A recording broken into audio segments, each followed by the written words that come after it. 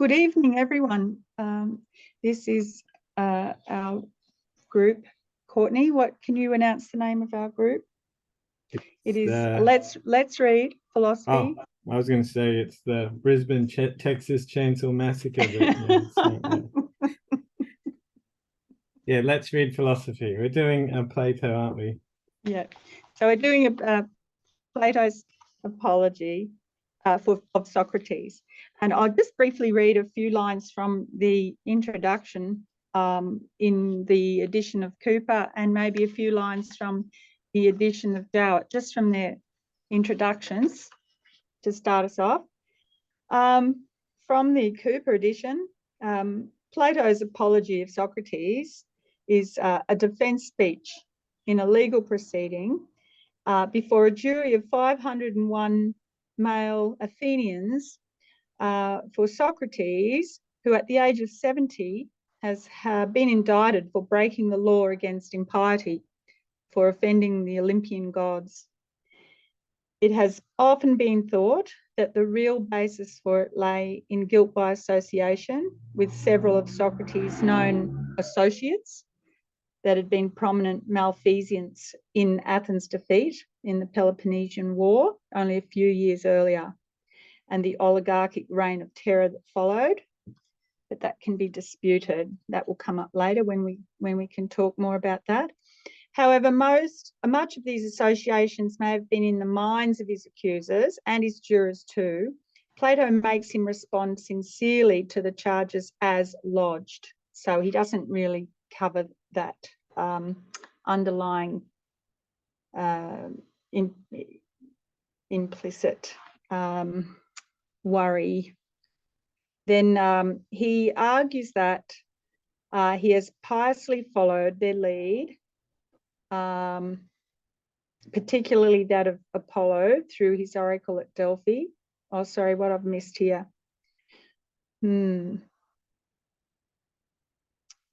So he takes, sorry, I'll go back. So Plato makes him respond sincerely to the charges as lodged. After all, these would be the ultimate basis on which he should or should not be found guilty of anything. So he takes this occasion to explain and defend his devotion to philosophy and the particular ways he has pursued that in discussions with select young men and with people prominent in the city.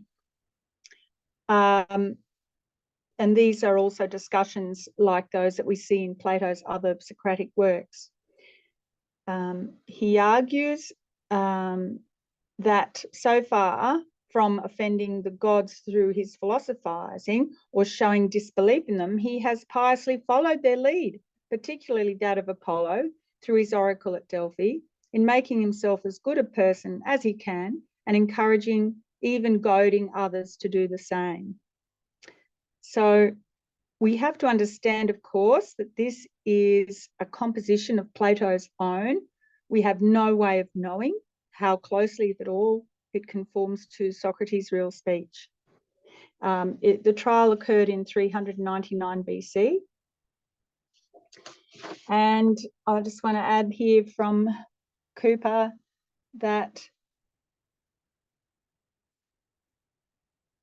he does not set up Socrates may be, oh gosh, what have I done? All right.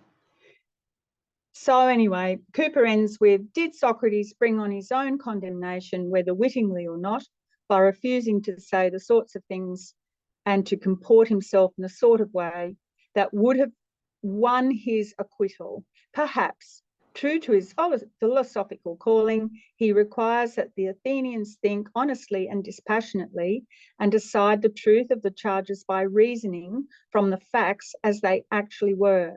This was his final challenge to them, to care more for their souls, their minds and their powers of reason than for their peace and comfort, undisturbed by the likes of him. Seen in that light, as Plato wants us to see it, the failure was theirs. All right, so that's just a little introduction to where we're heading. And I just want to read a couple of lines from Jowett. So he was also charged with corrupting the young and as well as not believing in the gods in whom the city believes. Socrates twice mentions Plato as being present. Socrates goes on to suggest that philosophy begins with a sincere admission of ignorance. He later clarifies this, saying that whatever wisdom he has comes from his knowledge that he knows nothing. So this is a big theme in the piece. We know that we can see that Plato's writing of the Apology has been considered more of a piece of art, because we can't prove that it was an exact writing down of the words that were actually spoken on the day. The only other references we have are from Xenophon, which it agrees with in tone and character. And Xenophon said that in the memorabilia that Socrates might have been acquitted if in any moderate degree he would have conciliated the favour of the die-casts, and that he had no wish to live, and that the divine sign, his daemon, refused to allow him to prepare a defence, and also that Socrates himself declared this to be unnecessary on the ground that all his life long he had been preparing against this hour. And the speech breathes throughout a spirit of defiance, and this is actually a quote from Cicero, I believe. And the loose and desultory style is an imitation of the accustomed manner in which Socrates spoke in the agora and among the tables of the money changers. Okay, so I'll just finish with the fact that Jowett says, in the main, so we regard this piece as the ideal Socrates, showing us the ideal Socrates according to Plato's conception of him, appearing in the greatest and most public scene of his life and at the height of his triumph, when he is weakest, and yet his mastery over mankind is greatest, and his habitual irony acquires a new meaning and a sort of tragic pathos in the face of death. The facts of his life are summed up and the features of his character are brought out as if by accident in the course of the defence. The conversational manner and the seeming want of arrangement, the ironical simplicity, are found to result in a perfect work of art, which is the portrait of Socrates. So there's that idea again that this is not the true telling of the exact words of Socrates on the day. All right, so the running sheet is, I'll just do the briefest of summary of each page and throw it over to you. So I'll just really give it a very brief overview, and then you can jump in from your own readings and discussion points. All right. So, okay. So it opens with Socrates telling them that the jury, that they have basically been lied to by the accusers, and he tells them he will speak the truth plainly, not like his accusers. So that's how it opens. For example, he says, if you hear me making my defence in the same kind of language as I'm accustomed to use in the marketplace by the bankers' tables, where many of you have heard me, and elsewhere, do not be surprised or create a disturbance on that account. And just over the page, I'll just go to the end of the next couple of paragraphs. So he's telling them, don't make a fuss if I speak like I speak in the marketplace, but listen and decide on whether I say is just or not, because he's trying to impress upon them that he's going to be telling them the truth where the others haven't. There you go. So we're on page 19. Well, thanks, Jodie. That's a great intro.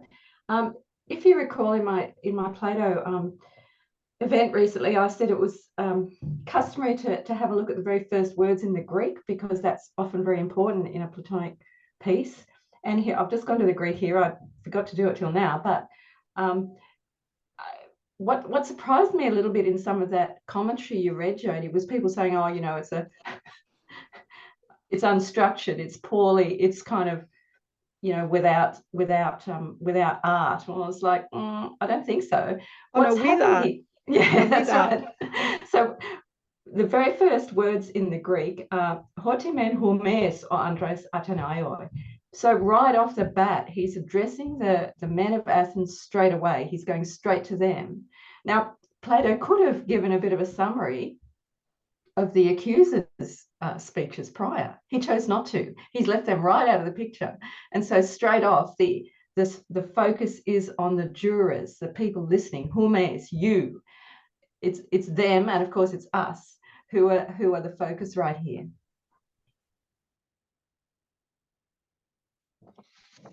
Anything else from you others? Anything you want to open with? Okay. I just like the idea of the way that he's portraying that the arguments are so convincing, almost as if everyone else is like a bit of a wordsmith. But then he's saying, well, don't let that flowery language or their argument persuade you, but then he's also going to try and persuade them in the same manner. So it was, yeah, kind of interesting just around, you know, I'm a stranger to this place and this language. So it's just around, you know, how good one can be as an orator, I think, rather than the breadth of an argument that's being made. It was a really cool intro. But we get the feeling too that he, unlike the orators, he hasn't planned it. He hasn't written it out and practiced it. It seems like he's just going to do it as he does in the marketplace, on the fly kind of thing, responding with the truth as it occurs to him. Yeah, that's because like I always read that part more as like the I don't know where it's from originally, but the image I always have is like they've got the straps. They're like, I'm just a humble lawyer from the country, and I don't know about these sort of fancy things. Like that's sort of how I read that part. Like there's a little bit of irony with it, where you know, he's sort of underplaying himself a little bit, but it's kind of yeah, that's how I would read it. Yeah, instead of Mr. Smith goes to Washington, it's Mr. Socrates goes to the law courts. Yeah,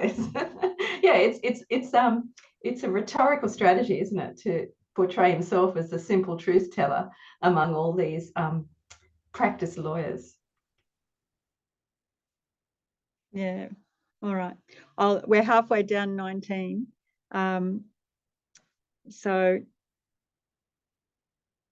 So then he's moving into to express an idea that he has two lots of accusers. So we're at 18D. He's saying he's got two lots of accusers. He has the general public, and these have been, he states these people have been talking about him for years, rumours, working up ideas, negative ideas about him, that he already has in place this general rumble of discontent from people that he's from his dealings with people that he talks to. And that Aristophanes, of course, wrote the play The Clouds, in which he disparages and makes jokes about Socrates.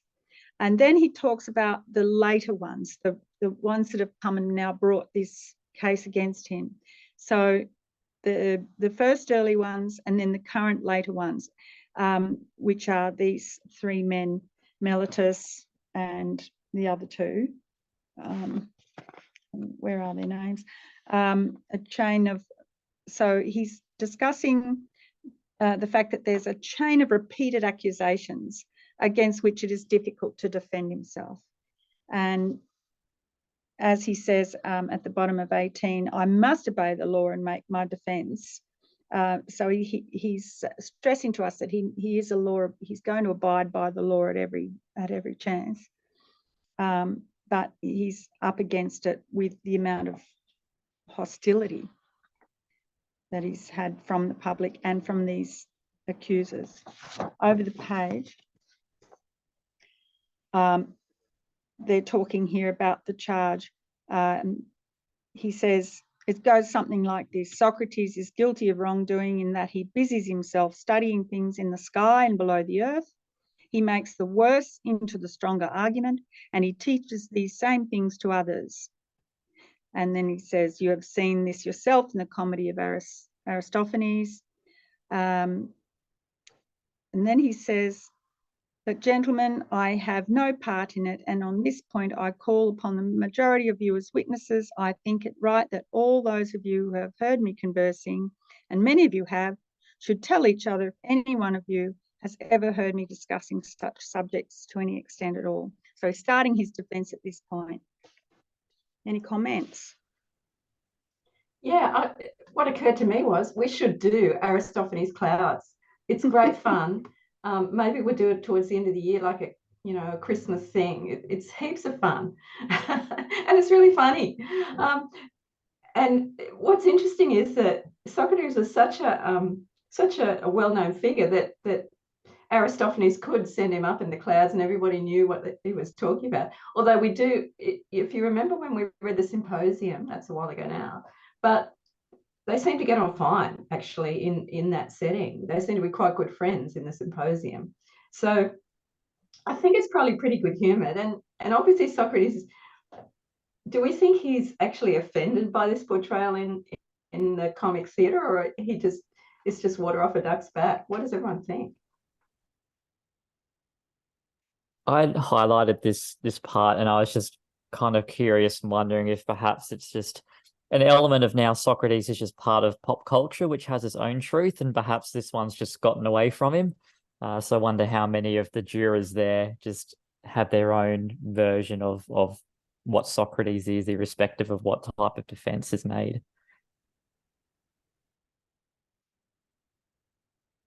The other thing, then going on to the next paragraph there. Oh, before you jump ahead. Oh, yeah, then, go on. Yeah, go, Courtney. one thing that struck me as interesting, at least, was he gives that idea that there's this much kind of quoted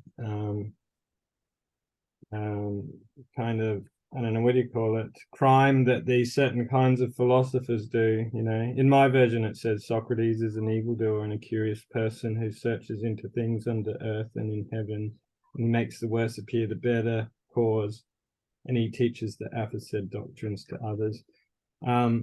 And obviously this is some sort of claim that's made about dodgy natural philosophers, right? And he's saying, well, actually, I'm not trying to say anything bad about students of natural philosophy, but I'm not one of them, and I never talk about natural philosophy, which is kind of interesting because we realize that he's an ethical philosopher. And I don't know, that's an interesting point. He doesn't seem interested in that topic.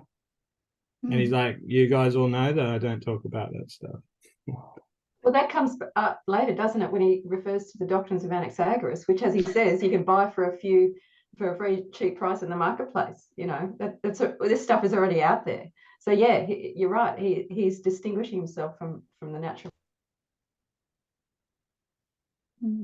Then he does go on to say then at page 20 at E, he's saying that he does not charge people money either. That's one of the very strong arguments he uses, that not like the sophists, that he actually does do everything for free, that he is basically a poor man.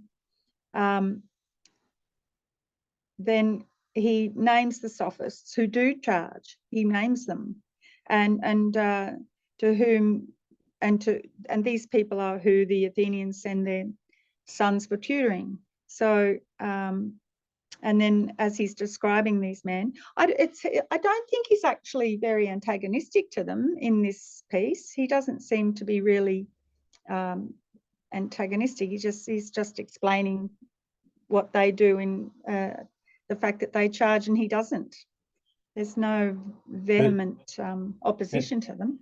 But he's also saying they have a product, like they go around saying they have some positive knowledge about things, and that's what they're charging money for. And so in a way, he's not being, I mean, it sounds ironic, but on the other hand, I think he's really being straight up. He's like, well, actually, I don't have anything to teach, so how can I charge for it? So I'm not really asking for money because I don't really have anything to sell, and therefore those guys have knowledge about stuff that they're selling. I don't have any of that knowledge. I don't know anything about that stuff. Yeah, 100%. That's gonna, and he's going to elaborate on that, and how he came to be doing what he does is is simply because his only contribution is that he's got nothing, and therefore he is not in the position of these sophists who claim to have a product to sell. Absolutely, Courtney. And I love the way, yeah, go on.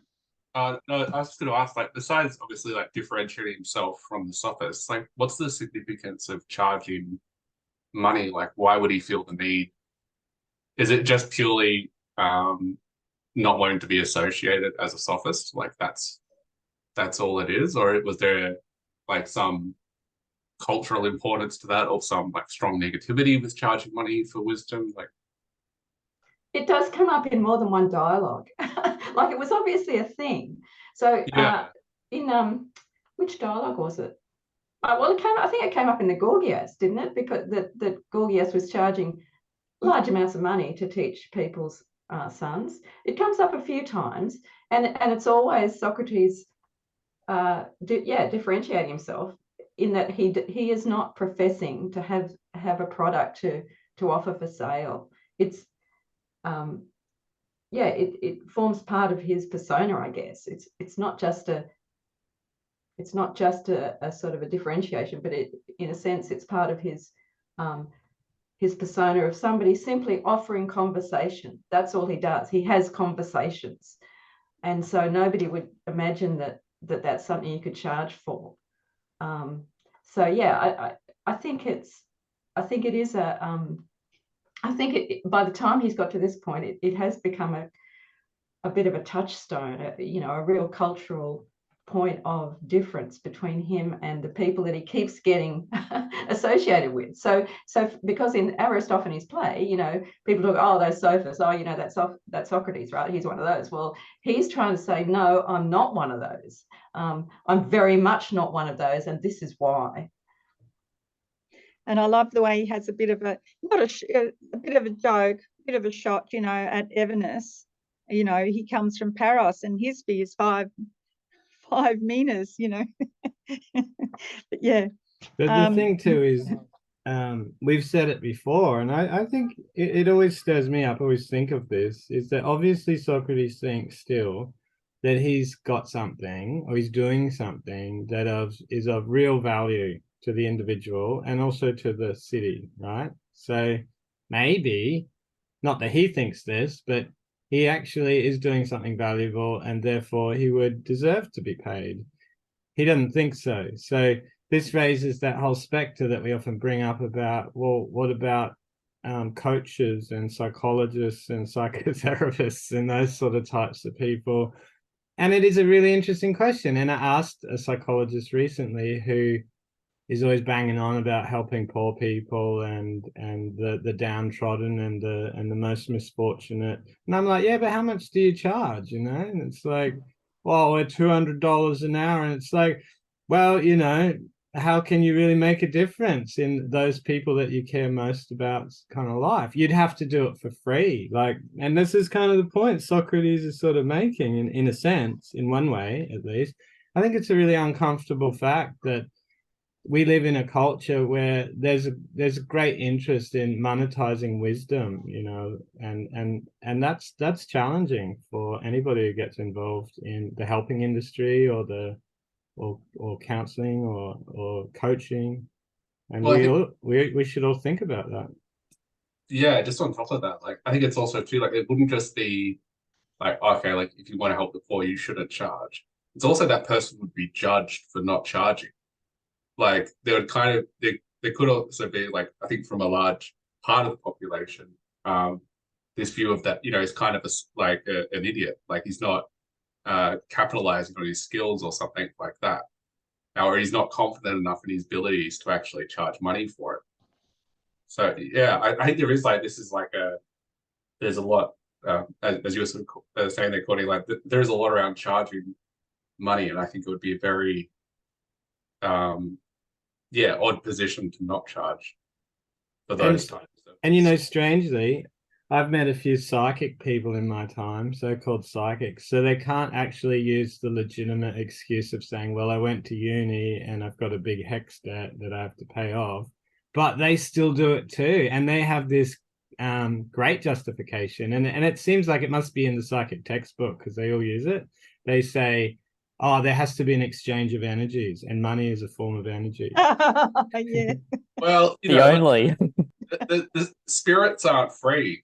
If you want to get them good spirits, you gotta put down the dough. You're only gonna get like the dodgy, weak spirits. You get like the rat spirits. But if you want like the good, like Buddha spirits to lead you in your life, you're putting down at least $1,000 an hour. Like that just goes without saying. The other thing to say about Socrates, though, is, in any kind of polemical or legal situation where somebody finds themselves, the first thing that people who've got some kind of grudge against them is going to say is, oh, they're on the make, they're a grifter. Yeah, you hear that all the time. And Socrates is in the position where, because he has never accepted money for anything, he is totally in the clear. So in that sense, yeah, it's a moral stand, but it's also got a practical utility in this circumstance that nobody can accuse him of having been on the grift or on the make, or just out to promote himself, or just out to make money. When you you don't have to be observing public affairs very long to see this accusation leveled right, left, and centre. And someone who is in a position to be completely free from that charge is actually really rare in public life. And Socrates is going to use it for all it's worth.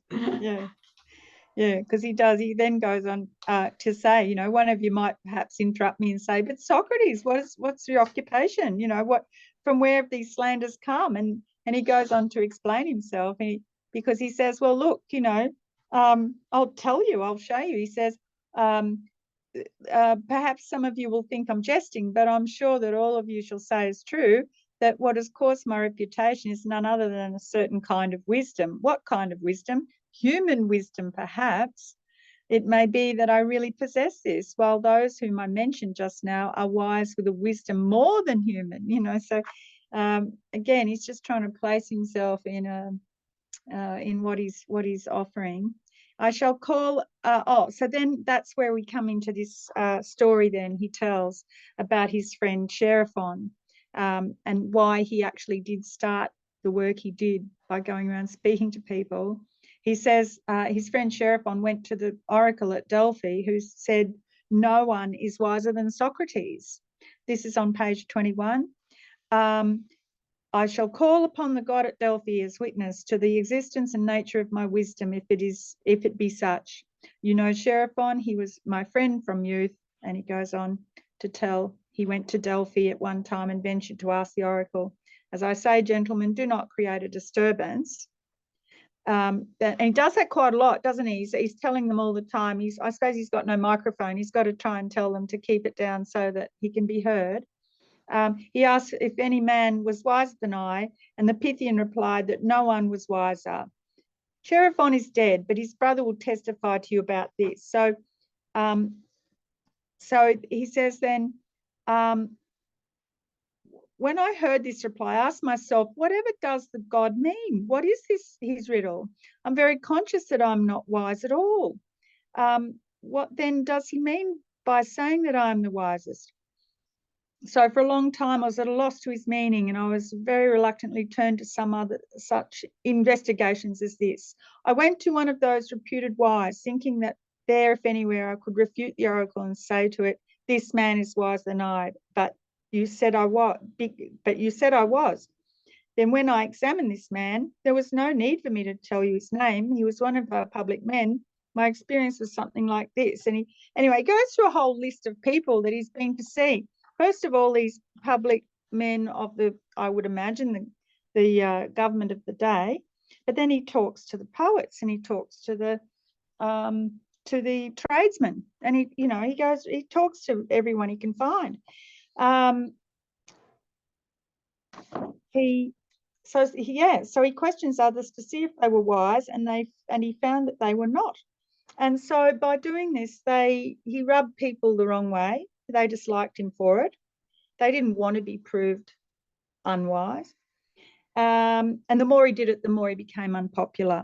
So that takes us down to the bottom page 21. After that, I proceeded systematically. I realised to my sorrow and alarm that I was getting unpopular, and by the dog, I love that. And by the dog, love that. And by the dog, I tell you the truth, I experienced something like this. In my investigation in the service of the God, I found that those who had the highest reputation were merely the most efficient. And over to page 22. Yeah, so he goes through the poets, as I said. The poets were not wiser either, nor the craftsmen. He decided he was better off being as he was and became very unpopular. So there you go. And interestingly, the poets were worse at explaining their poetry than the average day person. That was awesome. Yeah. Yeah, I like the idea. It's like, oh, I'm in a trial. Well, look, I'm going to call the God to the stand. You know, he'll say how wise I am. Yeah, definitely trust me on that. I do think it's interesting too. Like, so where you say that first part, you read there, Jody, where that it's the human wisdom, because it's like he's trying to, or the way I read this at least, is he's trying to move away from the blasphemy sort of claims. Like, you know, look, I'm not touching that like God sort of thing. I'm just focused on like the human wisdom, like grounded here, not that God stuff. I don't touch that. I think it's really interesting. The other point I find interesting too is that just at the end of 21, where he's going, well, that first paragraph in 21, where he's saying that the guy's dead, but his brother's still around, so he'll testify about that. And it's kind of interesting from like not that they would have had hard lines about this, but the religious testimony, that it's like, oh, look, well, like this religious experience occurred, that person's dead, but I have this other person who can testify about it. It's sort of passed over quickly, so it's probably not like a key point, but yeah, I just found it interesting that's there. I think it is a key point. So I'm just going to put in a word for Chaerephon here. Chaerephon, in the Charmides, it's another dialogue. Chaerephon's actually one of the characters there who's actually in person. So it was set a long time prior to this, 432 BC, I guess. And Socrates says about Chaerephon, he's a bit of a nutter. He's a bit of a madman. He says, horse manicos, he's manic. And Chaerephon is one of these over-enthusiastic dudes who just goes 120% the whole time. And I just want to say, you know, going to Delphi was not a small deal. It was a huge deal.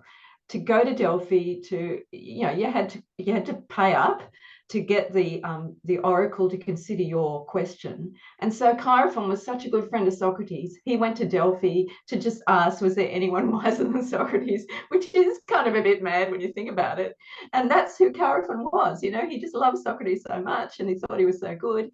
And unfortunately now he's dead. You know, he can't speak for Socrates when he needs him, but his brother will back him up. And so there's a whole backstory there that, is great, I think. So it's not like, because when I read that, I sort of just see it as like he just sort of waltzed down to the temple and then was like, oh yeah, I had this experience. But what I'm sort of getting from your side is it wasn't like a straightforward sort of thing. Like this is a big, it's a huge deal. So if you read, Pausanias was a writer who wrote in the 2nd century AD in the same time as Hadrian. And he talks about what it was like going to Delphi in his time. So that's like another 300 years, 400 years later than this, but throughout antiquity. So if you go to Delphi now, you go on a bus. But Delphi is right up there in the mountains. You know, it's a big deal. You've got to kind of get there, which means you've got to climb up this enormous hill, and you've got to, you know, get in the queue, and you've got to pay. And yeah, it's a huge deal. And to think that Chaerephon was so impressed by his friend Socrates that he went there to ask that question is just amazing. And then it goes on to say at the bottom of the page 22, Socrates says, what is probable, gentlemen, is that in fact the God is wise, and that his oracular response meant that human wisdom is worth little or nothing, and that when he says this man Socrates, he is using my name as an example, as if he said, this man among you mortals is wisest, who, like Socrates, understands that his wisdom is worthless. So he's having a bit of a jibe there, a bit of an ironic little dig. Then he says, so the oracle is using Socrates only as an example. So he has, and as a result, he goes on to continue his investigations, because he's got to find out now, does he really have this? Is there anyone that is wise? Could he go around and find anyone?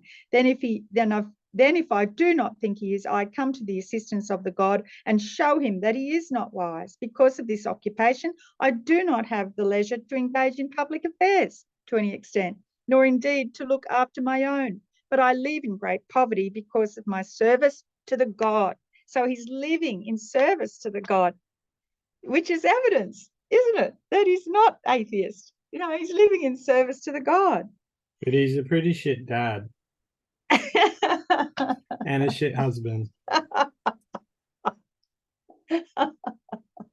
Yeah, well, when you describe your wife as like a emotional challenge, yeah, you're not getting to a good start as a husband. And then this bit about the young men, this is where he gathers more trouble to himself, because he says, the young men follow me around of their own free will, those who have most leisure, the sons of the very rich, and they take pleasure in hearing people questioned. So they themselves often imitate me. We're at the top of page 23. They themselves often imitate me and try to question others. So I think they find an abundance of men who believe they have some knowledge but know little or nothing. And the result is that those whom they question are angry, not with themselves, but with me. And they say that man Socrates is a pestilential fellow who corrupts the young. So this is where the charge of corrupting the young comes from. He forgets to mention, though, that he gets invited to all the best parties as a result of this. Yeah, fair enough. And then he says, then those questioned are angry and accuse him as well. That's right. So they're all getting terribly, terribly upset with him. Okay, so from there they go, he starts to talk about then Meletus. So then he says, how does it come about then, that Meletus, Anytus, and Lycon bring the charges against him? They mention these accusations that are available against all philosophers about things in the sky and things below the earth, about not believing in the gods and making worse the stronger argument. They would not want to tell the truth, I'm sure, that they have been proved to lay claim to knowledge when they know nothing. Oh, mucked that up, sorry. These people are ambitious, violent, and numerous, and they are continually and convincingly talking about me. And they have been filling your ears for a long time with vehement slanders against me. So from them, Meletus attacked me, Anytus and Lycon, Meletus being vexed on behalf of the poets, Anytus on behalf of the craftsmen and the politicians, and Lycon on behalf of the orators. So that's the origin of the charges. So there's the truth. I've hidden and disguised nothing. Okay, did you want me to just stop there for a minute? What's interesting, I think, in this section is, and it's only brief, I guess, but Socrates does get to kind of cross-examine Meletus and get him to, justify his proceeding. So he almost starts one of his his elenchoi, one of his refutations. So it's like a teeny tiny dialogue within a monologue. It is, isn't it? And it goes for about 3 pages, actually. The introduction, just that last bit there, Socrates is guilty of corrupting the young and of not believing in the gods in whom the city believes, but in other new spiritual things. Such is their charge. Let us examine it point by point. And then he says, I'm guilty of corrupting the young, but I say that Mellitus is guilty of dealing frivolously with serious matters, of irresponsibly bringing people into the court. And so he brings Mellitus in. And I shall try to prove that this is so. Come here and tell me, Mellitus, surely you consider it of the greatest importance that our young men be as good as possible. And then, indeed, I do. So this is where there's this bit of dialectic going on. And I've read in one of the commentaries that it's also where he brings out some sophistry, in a sense, that some of the points he makes that Socrates makes could, he's starting to bring out arguments here strongly in his dealings with Mellitus. This is a commentary about litigiousness too, obviously, I'm guessing. So I don't know what it was like back then, but we see this in American culture, maybe Australian culture, this want to sue one another, that goes on very frequently. And this is kind of what Socrates is saying, is that if we bring people before a court of law, it must be for something, some injustice has been done, rather than these frivolous things that if you'd have even given it any thought, Mellitus, you would have noticed that you don't even know what you're talking about, and you don't even care about what you're talking about even. I'll try and sum up some of these arguments as briefly as I can. So the first one he says is, come then tell these men who improves them. Come then, tell these men who improves them. And he says, does this not seem shameful to you and a sufficient proof of what I say, that you have not been concerned with any of this? Tell me, my good sir, who improves our young men? And Mellitus says, the laws. And Socrates says, that's not what I'm asking. What's the person who has knowledge of the laws to begin with? And Mellitus says, the juryman, Socrates. And well, how do you mean, Mellitus? Are these able to educate the young and improve them? And he says, certainly. Socrates says, well, all of them, or some but not others. And Mellitus says, all of them. So then Socrates says, well, hang on a minute. You mean, that's a lot of, that's a great abundance of benefactors. But what about the audience? Did they improve the young or not? And he says, yes, they do. So what about the members of council? Yes, the councillors also. But Mellitus, what about the assembly? And he says, yes, they improve them too. All the Athenians then, but they improve the men, they improve the men, and I alone corrupt them. Is that what you mean? Yes, that's what I'm definitely saying.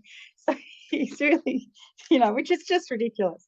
Yeah, that's right. And sorry, just to cut in there too, part of the reason why, at least according to Plato, why Athens was in such dire straits was because of the the extreme democracy that prevailed. So everybody was on the council, everybody was on the jury, everybody took their turn at this, and obviously that included a lot of people with no expertise in anything relevant whatsoever. So there's a kind of a subtext here of, no, actually, it's totally ridiculous to suggest that all the people out on the street have got a knowledge of the laws. They actually don't. And yet, a system which makes it mandatory for all of them to circulate through the judiciary, maybe there's some issues there. So yeah, I think that's one of the subtexts is to critique the extreme nature of Athens' democracy at this time. Right. Interesting. And then even like to throw it back to earlier, if everyone knows what's going on, then how does Evenus of Paros even have any customers?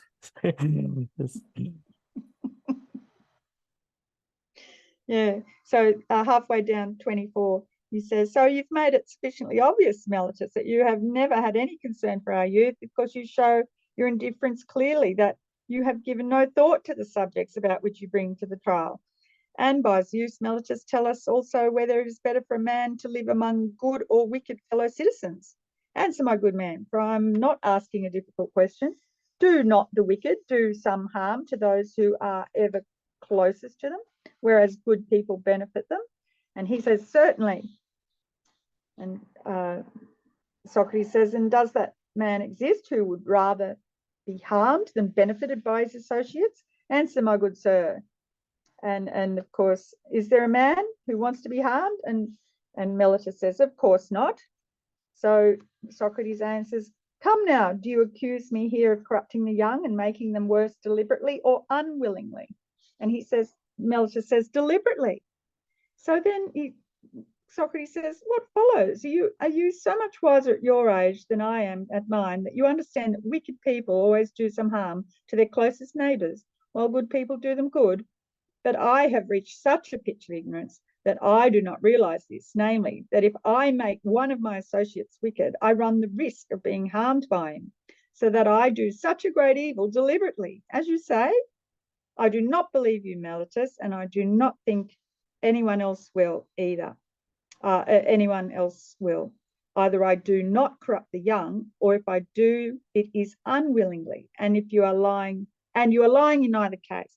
So he's saying, if it is unwillingly, it should have been dealt with privately. This is the point Socrates is making here, that if he had done it unwillingly, it shouldn't have been brought to the court. He says, if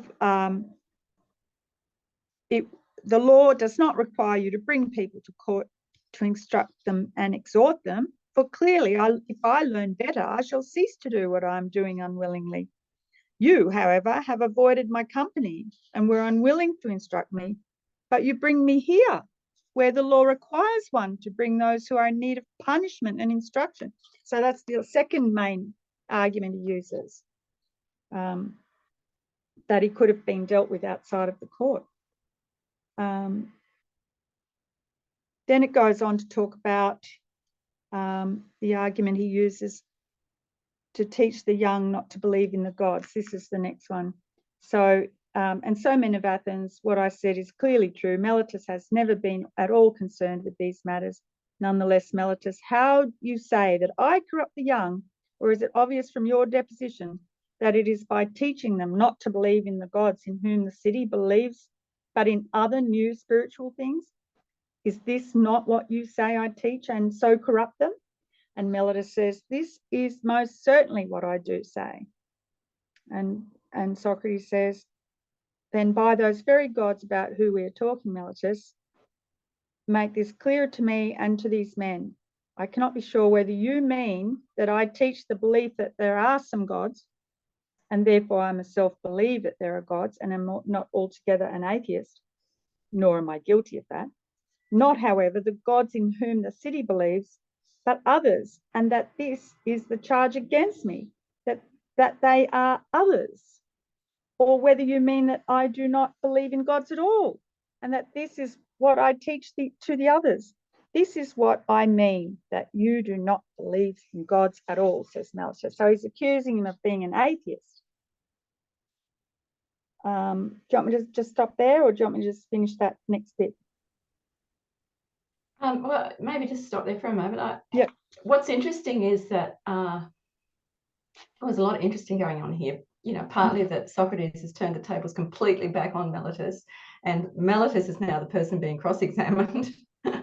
But what's interesting, I think, in this final exchange is that atheism really was not a thing at all. You know, essentially, the charge was thrown around regularly, but nobody actually admitted to being an atheist there was no kind of credible charge of atheism made at this period or for many sort of centuries later. It just wasn't a thing. And so I think sometimes people have the idea that it was more common in antiquity than it was. It really wasn't. And although the charge was very serious, obviously, because that's where Socrates finds himself. It's a very serious charge, but really the phenomenon as good as didn't exist. And that's a really interesting point to think about, I think. Wow.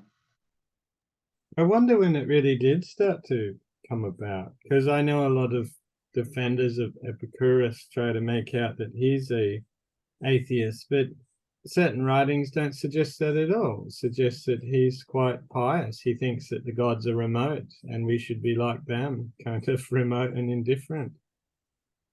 Yeah, so there's an excellent book by a guy called David Berman, who's an American philosopher.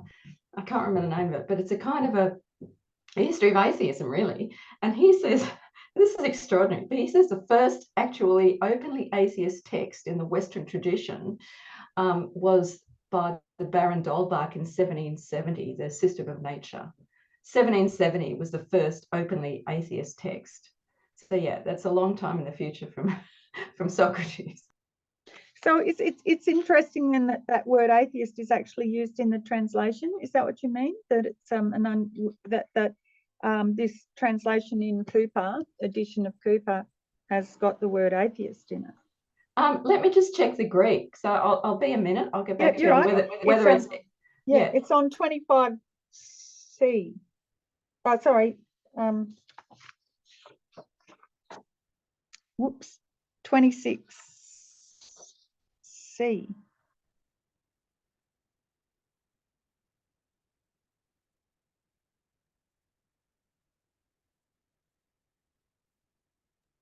Yeah, so the word atheos is actually used in the Greek. Oh, okay, there you go. Interesting, isn't it? Yeah. So, yeah. And then that next paragraph is where he brings up the bit about Anaxagoras. Yes, because he says, you are a strange fellow, Meletus. Why do you say this? Do you not believe, as other men do, that the sun and the moon are gods? And Meletus says, no, Bostheus, gentlemen of the jury, for he says that the sun is stone and the moon earth. So Meletus is saying that that's what Socrates believes. And Socrates is saying, you're getting me mixed up with Anaxagoras. He says, my dear Meletus, do you think you are prosecuting Anaxagoras? Are you so contemptuous of these men and think them so ignorant of letters as not to know that the books of Anaxagoras of Clazomene are full of those theories, and further that the young men learn from me what they can buy from time to time for a drachma? As Judith was telling us earlier, you know, that this was freely available, knowledge that was freely available. And so he says to Meletus, so is that by use what you think of me, Meletus, that I do not believe that there are any gods? And Meletus says, that is what I say, that you do not believe in the gods at all. And at this point, Socrates claims that Meletus is contradicting himself in the charges. This next section in the bottom half of 25, he's basically trying to show that the charges themselves contradict them, you know, are contradictory. So he says, he is like one who composed a riddle and is trying it out. Will the wise Socrates realize that I am jesting and contradicting myself, or shall I deceive him and others? I think he contradicts himself in the affidavit, as if he said Socrates is guilty of not believing in gods, but believing in gods. And surely that is part of a jester. Examine with me, gentlemen, how he appears to contradict himself. And you, Meletus, answer us. Remember, gentlemen, when I asked you when I began not to create a disturbance, if I proceed in my usual manner, does any man, Meletus, believe in human activities who does not believe in humans? And then he goes on to try and prove that by the fact that he has his daemon, he believes in spirits, that he does indeed believe that he is not an atheist, or that flute playing activities, they believe in flute playing activities, but not in flute players, etc. So he brings up some examples. And does any man believe in spiritual activities who does not believe in spirits? He ends it with, and Meletus says, not one. So he's still not giving in. But again, the modern atheist would say, oh yeah, I believe in astrology and tarot and aura reading, but I definitely don't believe in spirits, gods, demons, devils, or anything else. They would have fallen for. So yeah, I don't know how he manages to. It's an interesting argument. Does any man believe in spiritual activities who does not believe in spirits? No one, says Meletus. Says Socrates. Well, thank you for answering, if reluctantly, when these gentlemen made you. Now you say that I believe in spiritual things and teach about them, whether new or old. But at any rate, spiritual things according to what you say, and to this you have sworn in your deposition. If I believe in spiritual things, I must quite inevitably believe in spirits. Is that not so? It is indeed. I shall assume that you agree, as you do not answer. Do we not believe spirits to be either gods or the children of gods? Yes or no? Mellitus does admit. Of course, that's what he says. So then finally, this is now the final bit that Socrates says to Mellitus. Then since I do believe in spirits, as you admit, if spirits are gods, this is what I mean when I say you speak in riddles and in jest, as you state that I do not believe in gods, and then again that I do, since I do believe in spirits. If on the other hand, the spirits are children of the gods, bastard children of the gods, by nymphs or some other mothers, as they are said to be, what man would believe children of the gods to exist, but not gods, etc. Okay, so he's basically just finishing him off here. And So maybe he doesn't believe in gods. He believes in quantum entanglement. Well, just on this, that's that section just a little back, the 27C or thereabouts, Yep. 27B kind of. The way I sort of read that, maybe this is more like a sort of bringing the modern religious arguments there. It kind of seems like a sort of clockmaker type point that they're making. Like, obviously, if there's clocks, there's clockmakers. Like, you know, if there's cars, there's mechanics. Like, he's sort of going through all these things. That's the way that I sort of read that, but I'm not sure if that's like bringing a modern reading to it.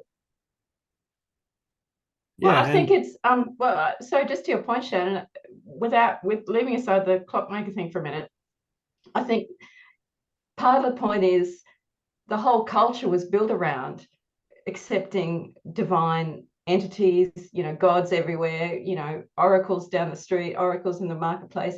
So yeah, I mean,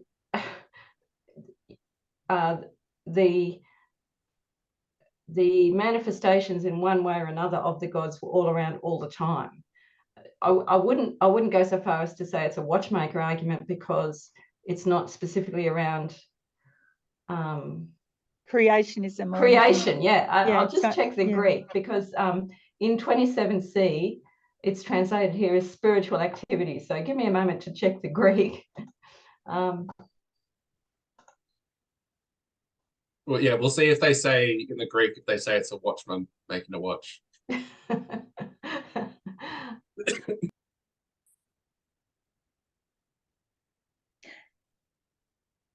it's not about making, it's about their activities. If you know about flute playing activities, therefore you would have to believe there are flute players, you know, like just the action from the...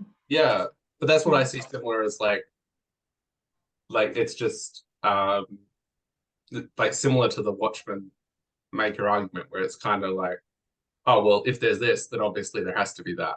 Like the okay, yeah, I guess it's similar to that. So the point, the word used is daimonia, which means like like daimon stuff, you know, daimon things. It's not necessarily kind of things created by gods. It's generally a daimon thing. It's a daimon thing. That's right. If there are daimon things, then there obviously have to be daimones. Yeah, I read that in Strauss. The thing, that word "thing" is part of the Greek. Yeah, so it's not specifically around creation of these things. So that's where I would say it's not like the watchmaker argument. Okay, fair enough. But so then that begs the question, well, what is daimonia? You know, what are these daimon things? What are these spirit things? Don't know. Oracles, don't know. Because they're always interested in causes, aren't they? So if you see these things happening, whatever they are, there must be things that cause them. And then he goes on to say that would be just as absurd as to believe the young of horses and asses, namely mules, to exist, but not to believe in the existence of horses and asses, right? So it's just by, you know, association, more so than creation, just by association. Yeah. I believe the creationists, on the other hand, believe that that evolution isn't a real thing, or dinosaurs weren't real because somebody placed the bones under the ground just to trick archaeologists or paleontologists into disbelieving that the world is only however old they say it is. But they put a few watches there as well, just to really throw us up. That's why we got that. We found that thing, which is possibly a watch in the Mediterranean. It was all part of God's plan to confuse us.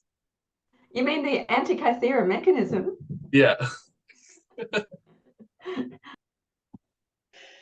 But anyway, basically what he's trying to say is that he believes in spirits who are of the gods. They are of the gods. Okay, so anyway, we've moved on. He's flicked off Meletus. He's gone. He's got rid of him. So then he moves in the second half of. My translation says Meletus runs out of the courtroom crying. Oh. No, it doesn't. No.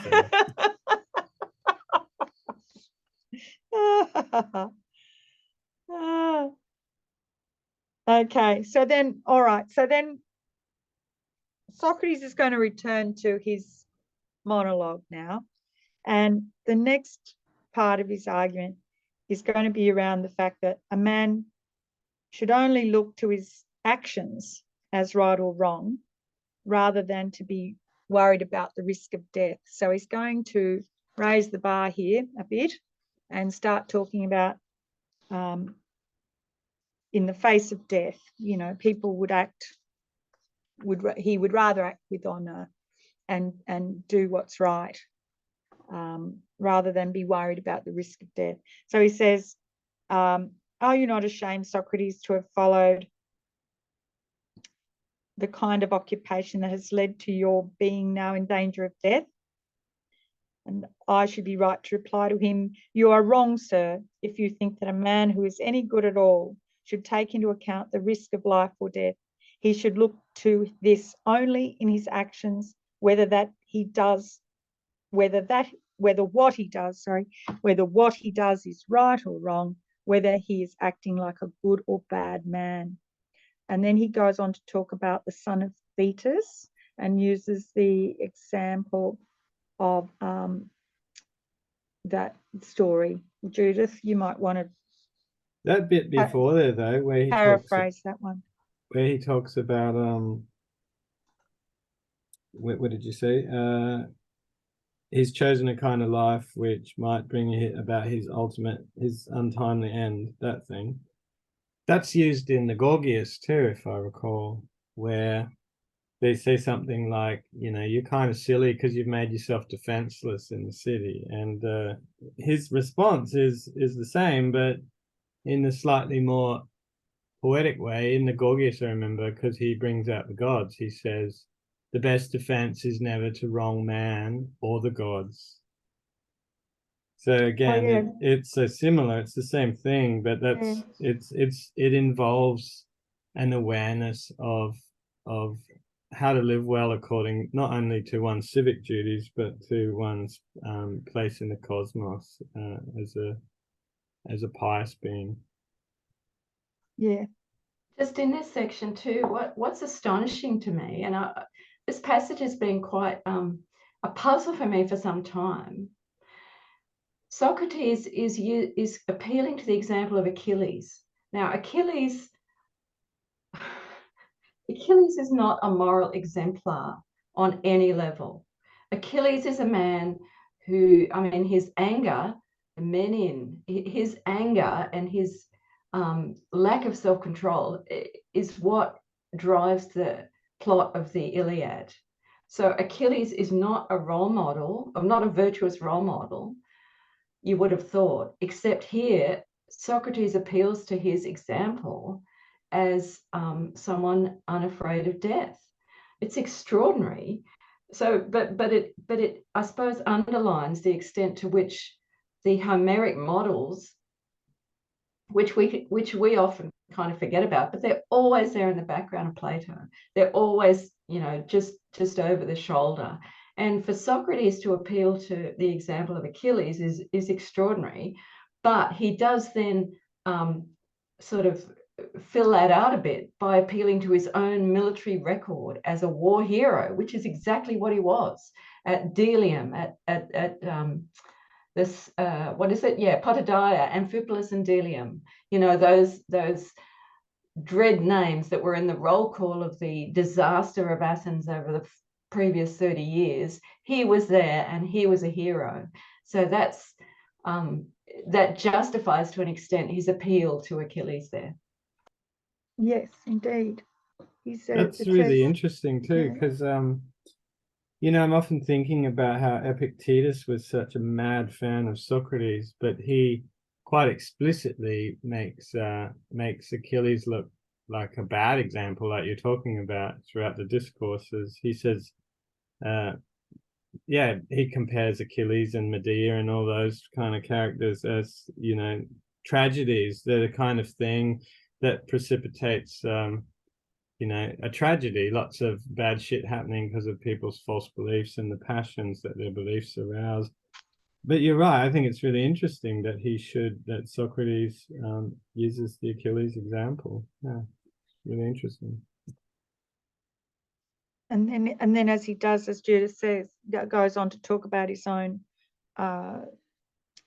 military career. And he says, whenever a man has taken a position that he believes to be best or has been placed by his commander, there he must, I think, remain and face danger without a thought for death or anything else rather than disgrace. So death before disgrace, basically, is what he's saying. And he talks about the posts, as Judith mentioned, Potidaea, Amphipolis, and Delium. And at the risk of death, yes, he, like anyone else, remained at my post where those you had elected to command had ordered me. And then when the God ordered me, as I thought and believed, to live the life of a philosopher, to examine myself and others, I had abandoned my post for fear of death or anything else. That would have been a dreadful thing. And then I might truly have just been brought here for not believing that there are gods, disobeying the oracle, fearing death, and thinking I was wise when I was not. To fear death, gentlemen, is no other than to think oneself wise when one is not, to think one knows when one does not know. No one knows whether death may not be the greatest of all blessings for a man. Yet men fear it as if they knew that it was the greatest of evils. So he's basically saying, we don't know. Death might be a blessing. Why are we frightened of it? You know, there's no need. And another backstory thing here too. You can, maybe I get it wrong, but let me see if I recall. Cato, before he kills himself, right? He is reading the Apology. Is it the Apology? He is. So I can imagine him, you know, like he's been defeated by Caesar, and he's reading exactly this before he stabs himself in the chest or in the bowels or wherever with his sword. It's crazy. Good example. Yeah, just on that passage you just read, like no one knows whether the death is very great. Yes, I know. It's very dramatic. They don't know whether it's the greatest blessing for a man, yet men still fear it is the greatest evil. What was like or other, I don't know of any text, but were there any texts that sort of Socrates gets into like what occurs post-death? Yeah. Yeah, don't you remember we read the Phaedo, Shannon? And in the myth of at the end of the Republic as well. Yep. And the Phaedrus as well, I think. I think we've read them all, except for the I blame Thomas. So just the one I've recently reread is the Phaedo. So there he says he doesn't know again, but either it's a long sleep and that's wonderful, nice long sleep, or as some say, the souls of the righteous philosophers will meet other souls of righteous philosophers in the gardens of the blessed or the isles of the blessed. So he thinks either way, it's a good probability that things will be good, but he's not certain. He's not certain, you know. He's not dogmatic about it. Yeah, now you said that, I'm like, oh yeah, I vaguely remember reading that. But yeah, what is it my mind? It's it's really interesting, that argument about how death is not to be feared. But I'm still stuck on my, what do you call it? Like enjoying the connections that this apology, you can see from the apology in different other authors and books, because it just occurred to me, of course, that Cato, who's killed himself, and reading this section or this book, whatever, as a consolation, that tale also appears in Seneca's On Providence, where he's talking about Cato and his marvelous example as a Stoic sage. And you can see here Seneca uses almost the exact same language. He says, in this text says, God orders me to fulfill my mission of searching into myself and other men. If I were to desert my post through fear of death or in any other fear, that would indeed be strange, and I might justly be arraigned by the court. Maybe it's not that section, but basically he's saying that I've been commanded to fulfill my post, and to run away in the heat of battle would be a terrible thing. And it's exactly the same sort of thing that Seneca says. So it all kind of, you can see the influence of this section in these other thinkers and the activities of these other great men who we still talk about today. It's kind of remarkable. Yeah, the next quote is quite strong too, at 29c, where he says, as I have no adequate knowledge of things in the underworld, so I do not think I have. I do know, however, that it is wicked and shameful to do wrong, to disobey one's superior, be he God or man. I shall never fear or avoid things of which I do not know, whether they may not be good, rather than things that I know to be bad. So that thing there about not disobeying one's superior, be he God or man, that we'll see that reappear in the Credo when he refuses to run away from the prison. He's going to obey the law, whatever happens, whatever the decision of the court is, he's going to obey it, Exactly right. And you think when he was serving in the hoplites at Plato or Amphipolis, he would have been commanded by some other Athenian, not necessarily someone as smart or virtuous as he was, but he was doing his job as an Athenian hoplite. So then it goes on to say, even if he was acquitted on condition of not practicing philosophy, he would refuse, right? So even if they were going to acquit him, this is in this next little bit, he wouldn't accept that. If you said to me, Socrates, we do not believe Anytus now, will acquit you, but only on condition that you spend no more time in this investigation and do not practice philosophy. And if you are caught doing so, you will die. If, as I say, you were to acquit me on those terms, I would say to you, men of Athens, I am grateful and I am your friend, but I will not obey the God but I will obey the God rather than you. And as long as I draw breath and am able, I shall not cease to practice philosophy. And the last part of the page says, he would still continue to question everyone about the state of their soul. That would still be his job. He would never cease that. Good sir, you are an Athenian citizen of the greatest city with the greatest reputation for both wisdom and power. Are you not ashamed of your eagerness to possess as much wealth, reputation, and honours as possible, while you do not care for nor give thought to wisdom or truth or the best possible state of your soul? Then if one of you disputes this and says he does care, I shall not let him go at once or leave him, but shall question him. So, he won't give up. He's not going to give up.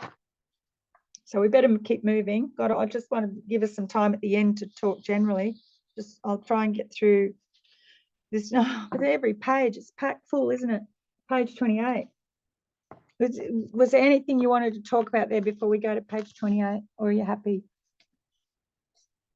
Yeah. I had highlighted this section. I just really liked it because it then starts to bring in a lot of the themes that you have in some of the later texts, particularly around the care of the soul and the idea of how important philosophy is, and, irrespective of the outcome. But I was struck here because he keeps Socrates keeps coming back to, owing this greater obedience to God, and it's quite comes in quite early on in the text as well, because it's almost like there's this calling here to just do what the oracle has said.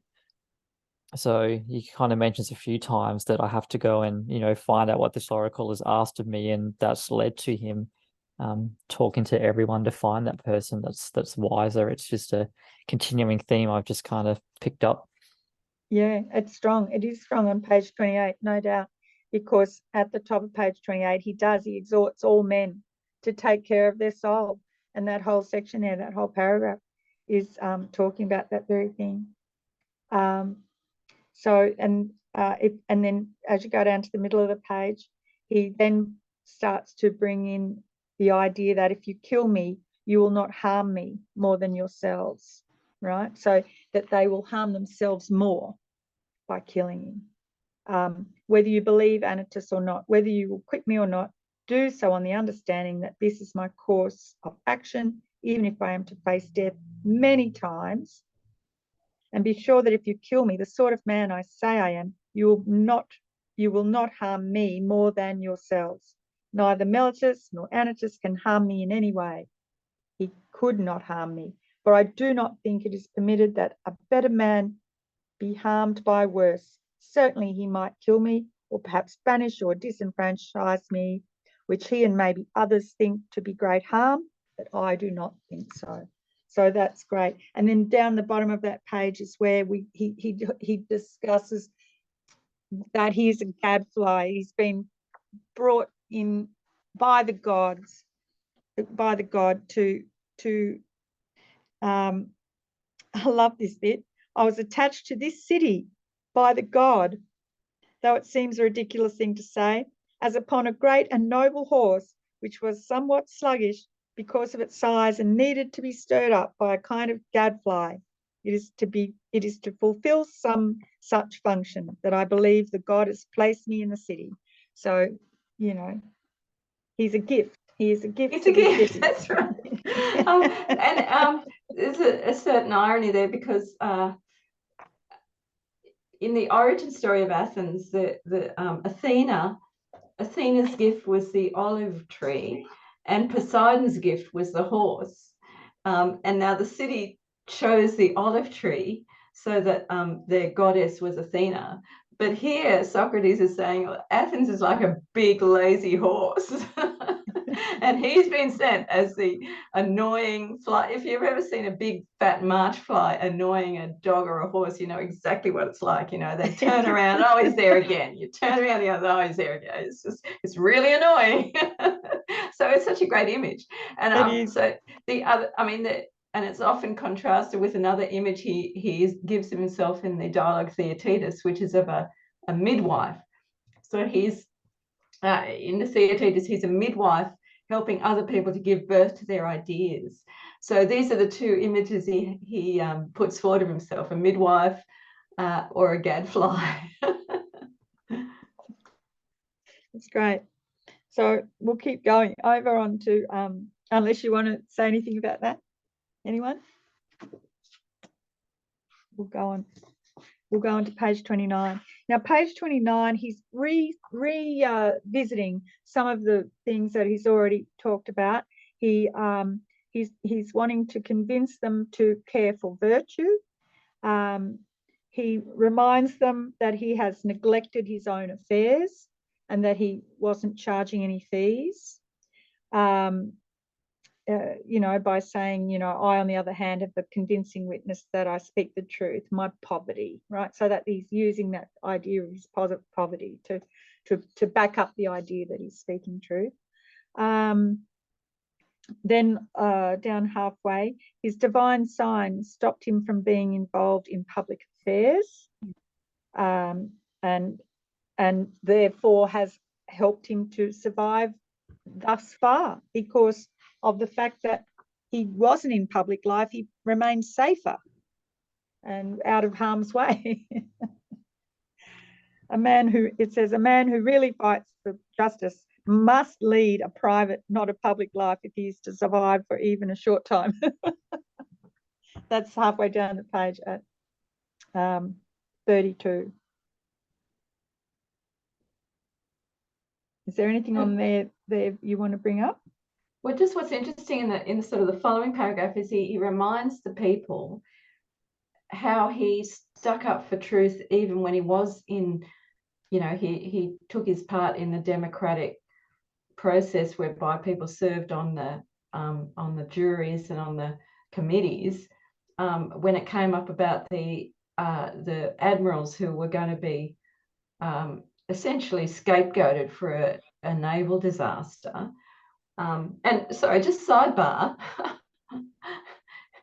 One thing that is an absolute constant in public life is people get scapegoated. So, whether or not they actually had any role in the events that happened, if somebody's in the wrong place at the wrong time, they're going to be scapegoated. And this is what happened to these particular generals/admirals at this particular event. There was a naval disaster. So who's going to be scapegoated? Well, it's going to be the generals/admirals who were involved. The name Strategoi, I think, was common to both. And Socrates refused to be part of an unjust process whereby these people, people were going to be essentially scapegoated and in a not unconstitutional manner. So again, that's really interesting. He knew what was constitutional, what was unconstitutional. He knew how those people were supposed to be treated according to the rules, and that the committee was actually going to go outside the rules in order to scapegoat them and impose extrajudicial punishment. And Socrates, the humble soldier Socrates, knew that this was the wrong thing to do, and so he's reminding everybody of his record in public office, which was again to go against the grain and to go against where the committee was going to do something unjust. He refused to be part of that. So that's a really important point, I think, that he's underlining his record, that he's been part of the Athens democratic system, but he's refused to take part where there's been an obvious injustice going on. Yeah, thank you, Judith, because that brings us right down to halfway down 30, page 30. And that example is a little bit different from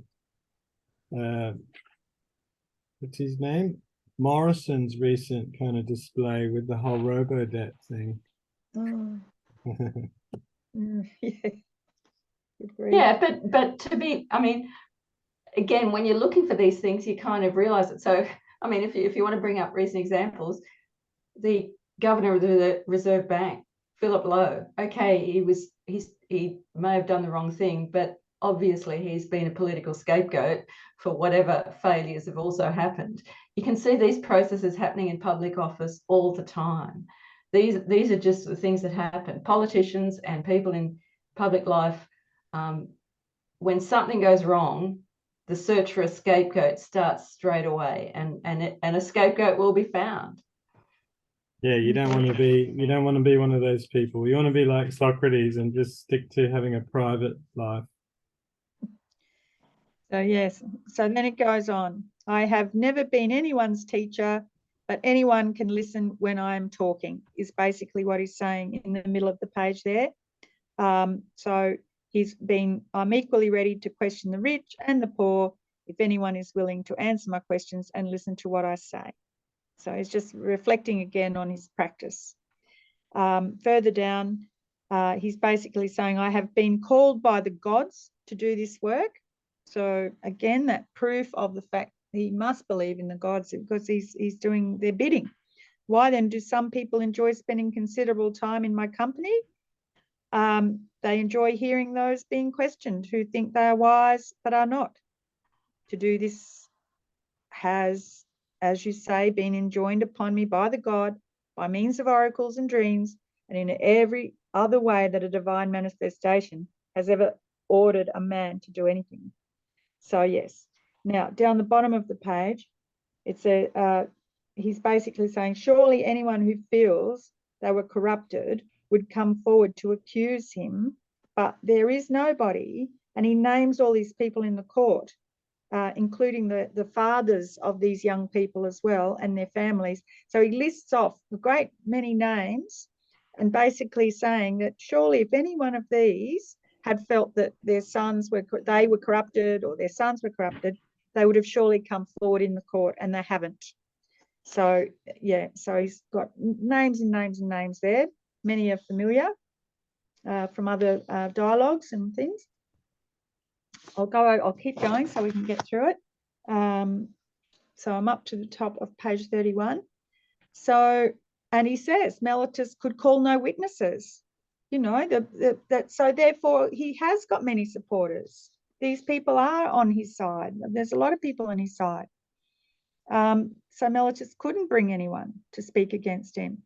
At the top of page 31. Now, those who were corrupted might well have reason to help me, but the uncorrupted, their kindred who are older than, but the uncorrupted, their kindred who are older men, have no reason to help me except the right and proper one, that they know that Mellitus is lying and that I'm telling the truth.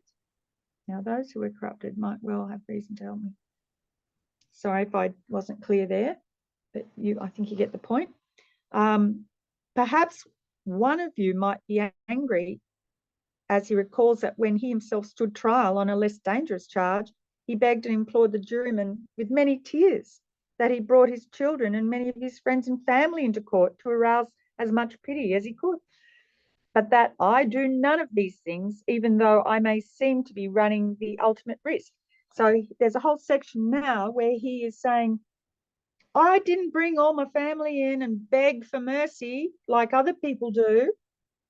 He refuses to beg for mercy by parading his family in front of the court. Yeah. Any comments? Sorry, sort of lost where we were. What was page 31 in the body about halfway down page 31, he starts to explain, my good sir, I too have a household, and in Homer's phrase, I am not born from oak or rock, but from men, so that I have a family, indeed 3 sons, men of Athens, of whom one is an adolescent, while 2 are children. Nevertheless, I will not beg you to acquit me by bringing them here. You know, so he's proudly using that as evidence of that he's not begging for mercy. Yeah, anything there? Do you want to say? I was curious because maybe the way I read it, my translation's a little bit different, sort of the same. I may fairly reply to him, my friend, I am a man, and like other men, a creature of flesh and blood, and not of wood or stone, as Homer says. And then he goes on to say he has a family. I wondered if he was talking about, you know, we're imagining that Socrates is not bothered by the events, that he's not scared or, you know, disturbed, but he's sort of saying, well, I'm wondering if this is what he's saying, that he's saying, yeah, of course I'm, you know, a bit concerned about myself. I'm not a block of wood, you know. Yeah.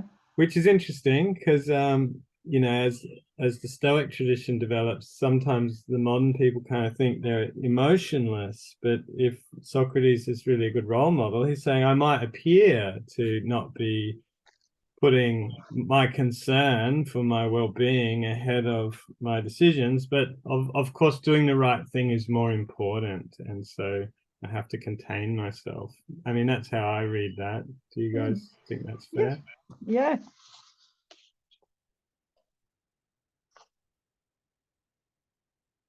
And then down the bottom of page 31, he tells us that he would really prefer to teach and persuade rather than beg for mercy. He says, it's not the purpose of a juryman's office to give and then he goes, he's trying to say here that it's got to be done by the law. He's not expecting any favors. He wants them to make their judgment purely on the laws and to weigh the evidence and weigh the truth of the matter. So it is not the purpose of a juryman's office to give justice as a favor to whoever seems good to him, but to judge according to the law. And this he has sworn to do, we should not accustom you to perjure yourselves, nor should you make a habit of it. So he's not asking for favors here. He wants the correct judgment. And to act in any way that was impious would prove the case against him anyway. So if he was going to come forward asking for favors, that would be impious, and that would help the case against him. And this is the sad part. This is now where the jury gives the verdict of guilty, and Meletus asks for the penalty of death. So now we're getting towards this, basically the in-between section now, part 2. So the vote's taken, and it's quite close. There's only a difference of about 30. It says, as it is, Socrates says, a switch of only 30 votes would have acquitted me. I think myself that I have been cleared of Meletus's charges, and not only this, but it is clear to all that if Anytus and Lycon had not joined him in accusing me, he would have been fined 1,000 drachmas for not receiving a fifth of the votes. So, you know, his case would have come to naught, and he would have been fined for his trouble. So, yes, we go then down further on page 32. I just want to say it would be interesting to know more about the backstory about what did Socrates do to get Meletus so pissed off? I mean, is it just gradually over time? It's just they've just had enough of him, or did he? You know, it'd be interesting to know, like, what kind of event finally triggered Meletus, and he's like, fuck that guy, that's it, I'm gonna go and get the death penalty stuck on him, you know? Does anyone know? I can't remember, I'm not sure about Meletus, but I know Anytus turns up in the Meno. So he's the guy who comes along towards the end of the Meno and says, Socrates, you better watch yourself the way you're bad-mouthing people around Athens. And that's some time before this. But I think Anytus's son had been a student of Socrates, and there might have been some personal grudge there. Meletus, I'm not sure about. If Wikipedia is to be believed, it seems like we have like pretty much nothing on Meletus. Like it is all from Plato. He's in the Euthyphro, like where he's briefly mentioned, and obviously in this, and then he's in Diogenes Laertius also mentioned some stuff, but at least reading the Wikipedia, it sounds like they're saying that's not really what's written about him in there is not taken very seriously. Yeah, so one theory is that it was Socrates' relationship with Crito and some of the 30 tyrants that was leading him to be persona non grata at this time, but that kind of seems like, well, maybe. So it's kind of all a bit mysterious, I guess. So there may be a kind of a mixture of political and personal animus, you know, that have caused Meletus and Anytus to get to this point, but it kind of does seem a bit extreme, and we don't really know why, I guess. Wasn't there another person who wrote about Socrates? Xenophon. Xenophon. Yeah, I wonder, does he have anything on it, or I wonder. Hey everyone, sorry mate. All right. Good Hey, morning. Ashley. Kyle. Yeah, my internet was being a bit dodgy. Alright. I was going to say, wasn't just taking down Socrates was just like a cheap shot, and they wanted to you could get a bit of prestige if you prosecute someone. So it was just like, oh yeah, everyone hates Socrates. Let's take him down. So that's sort of the motivation there, I think. Wow. Maybe. Well, maybe, but as he points out, you know, he also had powerful friends like, you know, Plato and Crito, and he had a lot of supporters as well. So it wasn't straightforward, I think, and it wasn't by any means a foregone conclusion. Wasn't it because there was like sort of a feeling in the air that because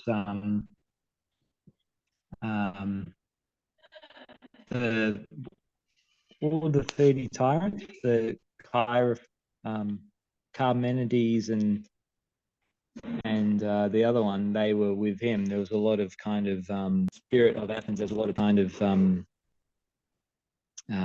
like kind of a purge or a vengeance against all the people kind of associated with that. And yeah, but I mean, this is stuff I've read anyway. Socrates So there's sort of Socrates had friends on all sides of this. That's the other thing, you know, he had friends everywhere. So he had friends and supporters on all sides of the equation. So it's not at all straightforward. Anyway, I'll push on. In the bottom half of the page, Socrates takes on quite an ironic stance, really, because he says, what do I do? What do I deserve to suffer or to pay?